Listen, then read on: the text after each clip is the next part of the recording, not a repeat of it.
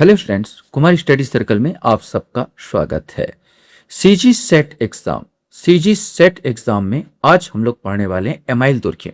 ये आपका सोशियोलॉजी समाज शास्त्र पर आधारित है।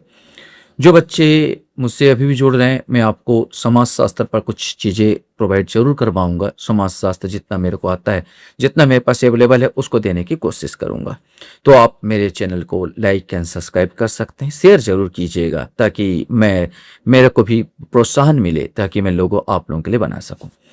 तो चलिए देर न करते हुए हम लोग इसको चैप्टर को समझते हैं, एमाइल दुर्खिम को समझते हैं।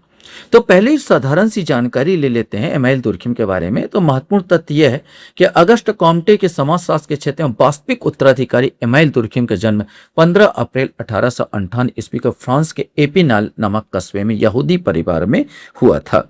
तो ये अगस्त काम्टे जो समाजशास्त्र के जन्मदाता है, आपको मालूम है, उनके वास्तविक उत्तराधिकारी के रूप में जाने जाते हैं। 1893 दुर्खिम ने पेरिस विश्वविद्यालय में the division of labour in society नामक विषय पर पीएचडी की। सबसे फेमस पुस्तक है इनकी, जो 1893 में दुर्खिम ने पेरिस विश्वविद्यालय the division of labour in society नामक जो पुस्तक लिखी थी, ये इनकी फेमस पुस्तक है। यहाँ पर इसी से ये चर्चित रहे।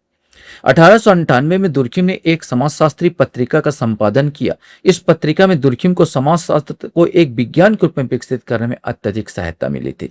माने अगर आपसे क्वेश्चन ये भी बनता है कि समाजशास्त्र विज्ञान बनाना कौन चाहते हैं, तो ये दुर्खिम का नाम भी आएगा। विज्ञान बनाने के पक्ष में थे। प्रथम विश्व युद्ध के समय फ्रांसीसियों का पत्र नामक शीर्षक से अपने देशवासियों को देश के लिए मर मिटने के लिए प्रेरित करने के लिए पत्र लिखा था इन्होंने। और सन 1915 में दुर्खिम का पुत्र युद्ध में मर गया। पुत्र शोक से पीड़ित प्रोफेसर दुर्खिम को 15 नवंबर 1917 को मृत्यु हो गई थी। दुर्खिम के महत्वपूर्ण सिद्धांत की बात किया जाए तो बहुत सारे सिद्धांत दिए हैं, जिसमें से मेन हमको यहाँ पर देखेंगे। श्रम विभाजन का सिद्धांत यहाँ पर दिया, सामाजिक एकता का सिद्धांत दिया, सामाजिक तथ्य की अवधारणा, तुलनात्मक विधि का सिद्धांत, आत्महत्या का सिद्धांत, धर्म का समाजशास्त्र, प्रकार की अवधारणा, सामूहिक प्रतिनिधित्व की अवधारणा, सामाजिक विकास के सिद्धांत, नैतिकता का सिद्धांत और मूल्य का सिद्धांत। ये दुर्खिम के महत्वपूर्ण सिद्धांत है, जिसमें परीक्षा उपयोगी जो आपका क्वेश्चन पूछ सकता है, श्रम विभाजन का सिद्धांत इसका जो आ जाएगा, सामाजिक एकता का सिद्धांत, सामाजिक तथ्य की अवधारणा, आत्महत्या का सिद्धांत, धर्म का समाजशास्त्र, ये जो सामूहिक प्रतिनिधान की अवधारणा, ये जो है इसमें से सबसे ज्यादा क्वेश्चन बनते हैं और इसमें से क्वेश्चन पूछे जाते हैं। कुछ दुर्खिम के कुछ महत्वपूर्ण पुस्तकों के नाम भी पूछते हैं भाई, कौन सा पुस्तक किसने लिखा। The division of labour in society है, the rules of sociological method है, द सुसाइड है, the elementary forms of religious life जो है, और एजुकेशन ऑफ सोशलॉजी और सोशलॉजी फिलॉसफी। वैसे बहुत सारा पुस्तक है, कुछ फेमस पुस्तक है जो अक्सर पूछे जाते हैं कि किन की पुस्तक है। The division of labour in society, the rules of sociological matter, तो ये सब आपको याद होने चाहिए। अब एक सिद्धांत हमें यहाँ पर थोड़ा सा विशेष, थोड़ा सा अगर देखने की कोशिश करें तो एमाइल दुर्खिम का विषयाचित्र समाजशास्त्र, ऑब्जेक्टिव सोशलॉजी के पिता कहा जाता है। अब ये होता क्या चीज है, ये वैज्ञानिक ऑब्जेक्टिव सोशलॉजी माने विषयाचित्र समाजशास्त्र में समाजशास्त्र को विज्ञान बनाना, माने एक विज्ञान के रूप में देखना है, इसको ऑब्जेक्टिव सोशलॉजी कहा जाता है, इनके पिता कहा जाता है। तो विज्ञान बनाने का भरसक कोशिश किया था एमाइल दुर्खिम ने। दुर्खिम को शिक्षा का समाजशास्त्र, परिवार का समाजशास्त्र, कानून का समाजशास्त्र, राजनीति का समाजशास्त्र, धर्म का समाजशास्त्र, ज्ञान का समाजशास्त्र, सामाजिक व्याधिकी माने होता है रोग, सामाजिक रोग जैसे भ्रष्टाचार, ये सामाजिक रोग है। यहाँ पर आत्महत्या सामाजिक रोग है, ये व्याधिकी आदि प्रारंभ करने का श्रेय भी जाते भी बहुत बड़ा क्वेश्चन पूछता है, ये सामाजिक व्याधिकी प्रारंभ करने का श्रेय किसको जाता है, तो एमाइल दुर्खिम को जाता है। चलिए कुछ सिद्धांतों को हम लोग यहाँ पर देखते हैं। तो पहला सिद्धांत हमारे सामने आता है सामाजिक तथ्य की अवधारणा। देखो सामाजिक तथ्य क्या है, तो सामाजिक तथ्य माने सामाजिक घटना, ये क्या याद रखना, सामाजिक तथ्य जो सामाजिक घटना समाजशास्त्र में लिखा है, दुर्खिम ने उसी को सामाजिक तथ्य कहा है। दुर्खिम की एक सबसे बड़ा प्रॉब्लम यह था कि सबको सामूहिक चेतना के आधार पर देता, सब चीज को जो उन्होंने चाहे धर्म की बात की है, चाहे आत्महत्या की बात की है, चाहे जो भी सिद्धांत दिया, इन्होंने सामूहिकता को बहुत ज्यादा जोर दिया है। अब यहाँ पर सामाजिक तथ्य की अवधारणा में the rules of sociological method नामक पुस्तक में दुर्खिम ने सामाजिक तथ्य की अवधारणा दी। क्वेश्चन पहला बन जाएगा कि किस पुस्तक में सामाजिक तथ्य की अवधारणा दी थी, तो the rules of sociological method में इन्होंने सामाजिक तथ्य की अवधारणा दी थी। दुर्खिम के अनुसार सामाजिक तथ्य व्यवहार, विचार, अनुभव या क्रिया का वह पक्ष है जिसका निरीक्षण वैषयिक रूप से संभव है और एक विशिष्ट ढंग से व्यवहार करने को बाध्य करता है। समझिएगा इस चीज को। दुर्खिम के अनुसार सामाजिक तथ्य माने सामाजिक घटना। अब सामाजिक घटना क्या? शादी ब्याह हो रही, सामाजिक घटना है। कल परसों आपने देखा होगा जंतर मंतर में आंदोलन हुआ, सामाजिक घटना है। यहाँ पर ये सब सामाजिक घटनाएं होती, चाहे वो व्याधि की घटना हो या सामान्य घटना। सामान्य घटना दैनिक जीवन में हमारे बहुत होता है, कोई आदमी मिल गया नमस्कार कर रहे हैं, सामाजिक घटना है भाई, यहाँ पर समाज में होता है। तो विवाह होना, तलाक होना, यहाँ पर व्यापार करना, आपसी जितने भी क्रियाकर्म हम कर रहे हैं सब सामाजिक तथ्य के अंतर्गत आते हैं। तो विचार, अनुभव, एक क्रिया, आप जो सोच रहे हैं, आपका विचार, आपका अनुभव, आपकी क्रिया, आप जो कार्यकलाप करोगे, ये सब के सब सामाजिक तथ्य के अंतर्गत आते हैं। तो सामाजिक तत्व व्यवहार, विचार, अनुभव, क्रिया का वह पक्ष है जिसका निरीक्षण वैषयिक रूप से संभव है। जिस प्रकार विज्ञान का अध्ययन करते हैं उस प्रकार हम इसका भी अध्ययन कर सकते हैं। और एक विशिष्ट ढंग से व्यवहार करने को हमको क्या करती है? बाध्य करती है। यहाँ पर आप देखो विशिष्ट ढंग क्या, अगर आप मुस्लिम है तो वहां पर जब मस्जिद में जाओगे तो अलग ढंग से व्यवहार करोगे, हिंदू है तो मंदिर में जाओगे तो अलग ढंग से व्यवहार करोगे, ये आपको बाध्य कर रही है। यहाँ पर आप अगर सिख हैं तो अगर गुरुद्वारे में जाते हो तो अलग ढंग से व्यवहार करोगे, और क्रिश्चियन है और चर्च में जाते हो तो अलग ढंग से व्यवहार करोगे। उसी प्रकार क्रिश्चियन है तो अपने घर में जिस प्रकार का व्यवहार होता है वो आपको बाध्य करती है। कुछ प्रकार से समझाने की कोशिश कर। सामाजिक तथ्य के संबंध में दुर्खिम सर्वप्रथम यह निर्णय है कि सामाजिक तथ्यों को वस्तुओं के समान समझना चाहिए। उन्होंने वस्तुओं के समान समझाने की कोशिश की। दुर्खिम ने वस्तु शब्द को 4 पृथक पृथक अर्थ में प्रयोग किया। देखो यहां पर मैं एक सेव रख देता हूं, ऐसे समझ लो। एक सेव की बात किया, मान लो एक गोला बना दिया, एक सेव की बात कर दिया, यहाँ पे एक सेव का रखा हुआ है, यहाँ पर एप्पल रखा हुआ है, एक वस्तु है। एक पत्थर रखा हुआ एक वस्तु है। अब वस्तु के 4 रूप हो सकते हैं। सामाजिक तत्व एक ऐसी वस्तु है जिसमें कुछ विशेष गुण होते हैं जिन्हें बाहरी तौर पर देखा जा सकता है। बाहरी तौर पर देख के मैं बता सकता हूँ कि भाई ये क्या है, सेव है, ये एप्पल है, ये बाहरी तौर पर देख के बताया जा सकता है। ये पत्थर है, बाहरी तौर पर देखा जा सकता है। सामाजिक तत्व एक ऐसी वस्तु है, ठीक उसी प्रकार सामाजिक तत्व होता है जो सामने होता है, वो दिखाई देता है। सामाजिक तत्व एक ऐसी वस्तु है जिसको केवल अनुभव द्वारा ही जाना जा सकता है। अब यहां पर एक चीज है कि वस्तु ऐसा है जिसको अनुभव द्वारा, ये पत्थर है, ये ठोस है, तो भाई आपने अनुभव किया होगा ना कभी और पकड़ के देखा, खाए होगा तो ये सॉफ्ट है, इसको खाया होगा तो कभी ना कभी अनुभव किया ना। तो ये भी वस्तु है जिसको अनुभव के आधार पर आप बता रहे कि ये सेव है, ये पत्थर है। वरना पत्थर को सेव नहीं बोलते, सेव को पत्थर नहीं बोलते। ठीक उसी प्रकार सामाजिक तत्व भी है जिसका अनुभव द्वारा जाना जा सकता है। सामाजिक तत्व एक ऐसी वस्तु है जिसका अस्तित्व मनुष्य पर बिल्कुल ही निर्भर नहीं है। माने यहां पर सामाजिक तत्व घटना है एक ऐसी वस्तु है जिसका अस्तित्व मनुष्य पर बिल्कुल निर्भर नहीं है। माने अब इसमें जो है मीठा है या खट्टा है, मैं तो वो नहीं कर सकता कि भाई ये मीठा को खट्टा बना दूं, खट्टा को मीठा बना दूं, ये मेरे ऊपर डिपेंड थोड़ी करता है। तो सामाजिक तत्व भी उसी प्रकार होता है कि ये दुर्खिम कह रहा है, दुर्खिम की बात, सामाजिक तत्व भी एक ऐसा ही होता है कि जो उस पर मनुष्य पर डिपेंड नहीं करता। सामाजिक तत्व एक ऐसी वस्तु जिसको केवल बाहरी तौर पर देखकर ही जाना जा सकता है। 4 वस्तुओं टाइप उन्होंने बताया था। इस दृष्टि से सामाजिक तत्व स्थिर न होकर गतिशील और परिवर्तनशील अवधारणा है। सामाजिक तथ्य की विशेषता बहुत इंपॉर्टेंट है क्योंकि कभी क्वेश्चन बन जाता है कि बाह्यता और बाध्यता और बाध्यता सामाजिक तथ्य को 2 अवधारणा किसने दी थी। यहां पर 3 चीज बताया गया, बाह्यता, बाध्यता और व्यापकता। तो बाह्यता मतलब यह है सामाजिक तत्व व्यक्ति से बाहर यानी समाज से पहले से मौजूद था। अब एक सामाजिक घटना होती है, मैं मंदिर में आप करते हैं, मंदिर में आप जाते हो तो मंदिर में जाने से पहले चप्पल जूता को आप छोड़ देते हो।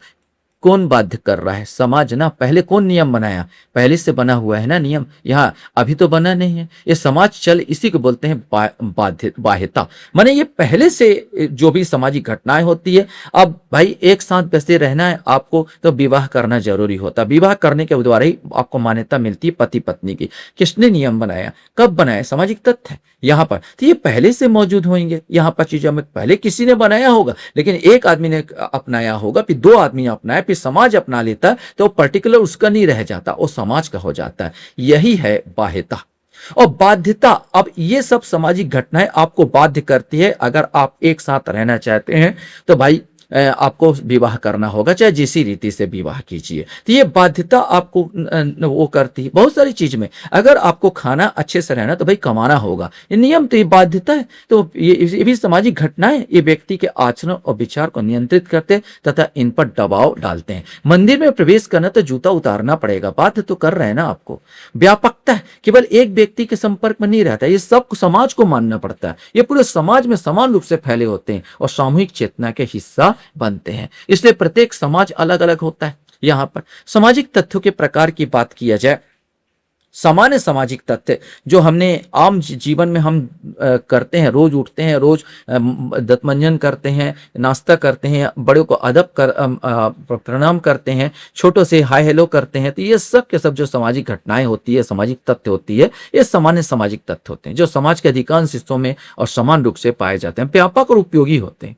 व्याधिकी, कल देखने को मिला हमको व्याधिकी समाज, रुग्ण सामाजिक तथ्य। यहाँ पर रुग्ण या बहुत सारे आत्महत्याएं होती है, विचलन दर्शाते। कल जो आंदोलन हो रहा था, कुछ युवाएं कुछ गलत टाइप का आंदोलन कर रहे थे, यहाँ पर आंदोलन हुआ ठीक है एक प्रकार से, लेकिन एक चीज देखोगे कि बहुत चीज युवाओं ने देखा कि बहुत अभद्रता टाइप व्यवहार किया। भीड़ में तो होता ही है, समाज शास्त्र का विषय है। भीड़ ने जो जानते हो, भीड़ फिर कातिल भी हो जाता है, इसलिए पुलिस वाले पिट भी गए यहाँ पर। तो जो समाज के स्वास्थ्य के लिए हानिकारक होते हैं और विचलन दर्शाते हैं, जैसे अपराध, अत्यधिक आत्महत्या, ये व्याधिकी या रुग्ण सामाजिक तथ्य है। इसकी आलोचना की है ग्रेविल टार्डे ने। ग्रेविल टार्डे का मत है कि दुर्खिम ने सर्वत्र ही व्यक्ति की अपेक्षा समाज को अधिक महत्व दिया। मैंने व्यक्ति की अपेक्षा समाज को ज्यादा महत्व, पूरे सिद्धांत में दुर्खिम का यही प्रॉब्लम है। और ग्रेविल टार्डे के अनुसार यदि बाह्यता ही सामाजिक तथ्य की विशेषता है तो सहयोग, स्वतंत्रता जिसमें दबाव नहीं है, सामाजिक तथ्य नहीं माने जाते। सही है कि भाई यह सहयोग मेरी मर्जी, मैं करूं या ना करूं, यहाँ पर चीजों में। तो फिर ये सामाजिक बाध्य कौन कर रहा है आपको सहयोग करने से? सहयोग करने से कोई किसी को बाध्य नहीं कर रहा है, प्रेम करने से कोई किसी को बाध्य नहीं कर रहा है। तो ये सब क्या वो नहीं है, सामाजिक तथ्य नहीं है यहाँ पर चीजों में। तो दुर्खिम का ये आलोचना है, सही आलोचना भी है इस चीज में। अब एक और आता है सामूहिक चेतना। मैंने कहा ना, दुर्खिम के सबसे बड़ी कमजोरी है कि सबको सामूहिकता में लेकर है। कलेक्टिव कॉन्सेंसस आपकी बात करते हैं, सामूहिक चेतना की बात करते हैं। तो दुर्खिम की सामूहिक चेतना की अवधारणा उनकी सामाजिक तथ्यों की अवधारणा पर आधारित है। दुर्खिम ने सामाजिक चेतना का सिद्धांत सर्वप्रथम 1898 में अपनी पुस्तक सोशियोलॉजी ऑफ फिलॉसफी में प्रस्तुत की। क्वेश्चन बन सकता है कि किसमें प्रस्तुत की? तो सोशियोलॉजी ऑफ फिलॉसफी में इन्होंने प्रस्तुत की थी। दुर्खिम के अनुसार प्रत्येक समाज में कुछ ऐसे विचार, धारणाएं, भावनाएं होती है जिन्हें समाज के अधिकतर लोग समान रूप से अपनाते हैं, क्योंकि यह विचार, धारणाएं और भावनाएं सबके द्वारा मान्य होती है। इस कारण वे सामूहिक रूप से समस्त समूह का प्रतिनिधित्व करती है। इन विचारों, धारणाओं और भावनाओं का निर्माण सामूहिक चेतना से होता है और सामाजिक चेतना का निर्माण व्यक्तिगत चेतनाओं के अंतःक्रिया और उनके पारस्परिक प्रभाव के फलस्वरूप होता है। देखो, एक घटना होती है विवाह का। अब विवाह का घटना होता होगा, पहले एक चीज ध्यान रखना, विवाह की बात कर रहा हूं मैं, तो विवाह में जैसे होता रहा होगा पहले, कोई भी किसी भी स्त्री के साथ रहता होगा, 2 दिन में चला जाता, भाग जाता होगा। फिर कोई स्त्री फिर किसी पुरुष के साथ रहता होगा, लड़ाई झगड़ा भी रहता होगा, इसमें बड़ा प्रॉब्लम आता रहा होगा। तो कोई लोग समाज में डिसाइड किए होंगे, मैंने 2-3 लोग डिसाइड किए होंगे जिसके साथ जो स्त्री रहेगी वही रहेगी और किसी दूसरे के साथ नहीं जाएगी, या पुरुष किसी दूसरे की स्त्री को लूटेगा नहीं, मैंने छीनेगा नहीं। ऐसा होता रहा होगा। जैसा भी लास्ट में कभी ऐसा दिक्कत आता होगा कि कोई पुरुष किसी स्त्री के साथ कुछ दिन रहा, इसके बाद दूसरी जगह चला गया, इसमें दिक्कत आता रहा होगा। विशेष करके लेडीज को ज्यादा दिक्कत आता होगा कि उनको बच्चे पालने होते हैं। तो एक और अपनाया होगा कि भाई हम लोग विवाह करते हैं, विवाह में अग्नि को, हिंदू के रूप में अग्नि को साक्षी रख लेते हैं और इसके बाद कोई अलग नहीं होगा, मान के चलो इस प्रकार। और ये पहले व्यक्तिगत हुआ, व्यक्ति ने किसने, सबको अच्छा लगने लगा तो पूरा समाज ने अपना लिया, और पूरा समाज ने अपना लिया तो मान के चलो ये हो गया, सामूहिक हो गया। अब ये सामूहिक हो गया तो ये मान के आपकी पर्टिकुलर मैंने दिया ऐसा नहीं होता, फिर पूरा समाज का हो जाता है। ठीक उसी प्रकार आपने देखा होगा, एक जनरीति की बात कर, रोज सुबह दंतमंजन करते हो, रोज आप मंजन करते हो। अरे हुआ क्या होगा? हुआ ये होगा, लोग पहले मांसाहारी थे, या आप कंदमूल खाते थे, मांस खाओगे तो दांत में फंसेगा तो किसी आदमी को लगा होगा, एक दातून टाइप का लिया होगा डंठल को, एक बार इधर मारा एक बार इधर मारा, कुल्ला किया निकल गया। अब उसको लगा ये तो निकल जाता है यार, अब उसका व्यक्तिगत आदत हो गया। व्यक्ति समनर ऐसे ही कहता ना, तो उनका व्यक्तिगत आदत होगा। अब व्यक्तिगत आदत हो गया तो मान के चलो रोज करने लगा। अब दूसरे लोग भी देखे होंगे, अरे अच्छा यार ये तो आदमी ये करता, दूसरे भी अपना लिए होंगे। अब दूसरे भी अपना लिए होंगे तो अब ये पूरा समूह अपनाने लगा, समूह अपना लिया तो और समूह अपना ले लिया। अब वो समूह को समाज का वो आधार बन गया। इसी प्रकार जनरीति रूढ़ी प्रथा अपने आप डेवलप होती रहती है। माने कोई स्टार्ट तो कोई व्यक्ति करता है, लेकिन जब वो समाज का हो जाता तो उसका नहीं रह जाता। यही सामूहिक चेतना है, यही सामूहिक रूप है। तो सामूहिक रूप से समस्त समूह का प्रतिनिधित्व करती है। इन विचारों, धारणाओं, भावनाओं का निर्माण सामाजिक चेतना से होता है, और सामाजिक चेतना व्यक्तिगत चेतना का अंतःक्रिया, यही है व्यक्तिगत चेतना का अंतःक्रिया उनके पारस्परिक प्रभाव के फलस्वरूप होता है। सामूहिक चेतना के आधार अगर देखें तो प्रत्येक समाज में समानता व विभिन्नता दोनों पाई जाती है। समानता माने समाज के अनुरूप चलना, विभिन्नता माने आतंकवाद है, नक्सलवादी, विभिन्नता होती है। परंतु इन विभिन्नताओं को होते हुए सामाजिक प्राणी में कुछ समान विचार, धारणाएं और भावनाएं होती है, जैसे हम लोग का चलता है। इन समानताओं के आधार पर समाज में इस प्रकार के विचार, धारणाएं और भावनाएं उत्पन्न हो जाती, जिन्हें समाज के अधिकतर लोग मानते हैं। हिंदू समाज की बात है, भारतीय समाज की बात कर, सबके लोग अक्सर मानते हैं कि भाई हमको एक साथ रहना, सहिष्णुता के साथ रहना है। यह सामान्य विचार, भावनाएं और धारणाएं उत्तरोत्तर स्पष्ट सामाजिक जीवन में जड़ पकड़ती जाती है और अंत में सामाजिक प्रतीक के रूप में विकसित होती है। अब जैसे हिंदू समाज में ही ले लो, एक स्त्री मांग का सिंदूर उसके सौभाग्यवती होने और उसके पवित्रता का प्रतीक होता है।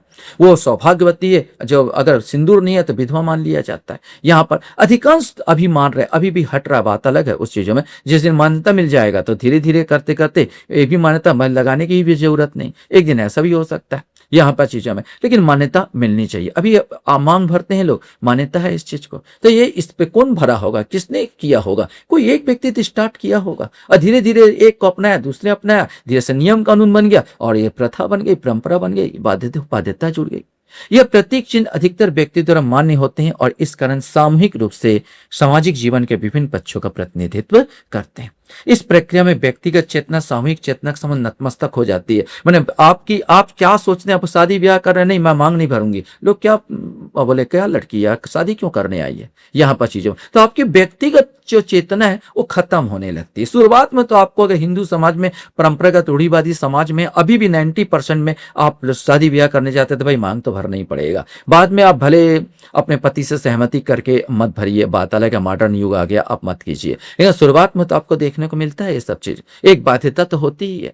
तो इस प्रकार व्यक्तिगत चेतना सामूहिक चेतना के समय समूह नतमस्तक हो जाती है। यद्यपि सामूहिक चेतना का निर्माण व्यक्तिगत चेतनाओं के अंतःक्रिया और उसके पारस्परिक प्रभाव फलस्वरूप होता है। बार बार बोला, ये शुरुआत तो व्यक्ति ही करता है, लेकिन जब वो सब समूह मानने लगता, पूरा समाज मानने लगता है, तो वह सामूहिक चेतना में विकसित हो जाती है, व्यक्तिगत चेतना का लोप हो जाता है।